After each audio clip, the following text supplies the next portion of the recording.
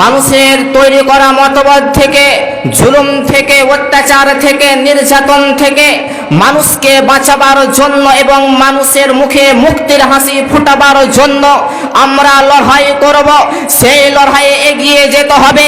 এই তরুণ আর যুবকদেরকে, এই তরুণ আর যুবকরাই হচ্ছে ইসলামের সম্পদ। এই তরুণ এর যুবকদের রক্তের উপরে এই ইসলাম প্রতিষ্ঠান হয়েছিলেন। যারা ইসলাম কবুল করেছিলেন তারা ছিলেন যুবক। প্রথম যারা ইসলাম কবুল করেছিলেন তারা ছিলেন হযরত আবু বকর সিদ্দিক রাদিয়াল্লাহু তাআলা আনহু, হযরত ওমর ফারুক রাদিয়াল্লাহু তাআলা আনহু, আব্দুর রহমান বিন আউফ রাদিয়াল্লাহু তাআলা আনহু, হযরত আলী রাদিয়াল্লাহু তাআলা আনহু। এই সব যুবকেরা সর্বপ্রথম কালেমার পতাকা হাতে নিয়ে রাসূলুল্লাহ সাল্লাল্লাহু আলাইহি ওয়াসাল্লামকে সাহায্য করেছিলেন। আল্লাহ রাসূল সাল্লাল্লাহু আলাইহি ওয়াসাল্লাম যুবকদেরকে এতটাই ভালোবেসেছিল, একদিন আল্লাহ রাসূল সাল্লাল্লাহু আলাইহি ওয়াসাল্লাম এক জায়গায় বক্তৃতা দিছিলেন।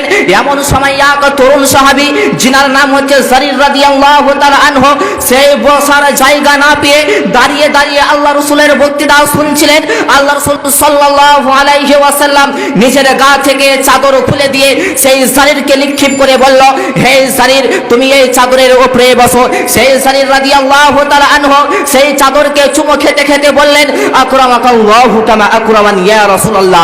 হে আল্লাহ রাসূল, আল্লাহ রাব্বুল আলামিন আপনার সম্মানকে যেন আরো বাড়িয়ে দেয়, যেমন ভাবে আপনি আমাকে মর্যাদা দিয়েছেন। আমি আমার বক্তব্যের মাধ্যমে আমি বুঝাতে চাই, হে তরুণ যুবকেরা, এই বাতিলের পিছনে না ঘুরে ওই তরুণ যুবক সাহাবী যিনার নাম হচ্ছে উমাইদ রাদিয়াল্লাহু তাআলা আনহু একজন আমার মতন আপনাদের মতন তরুণ সাহাবী।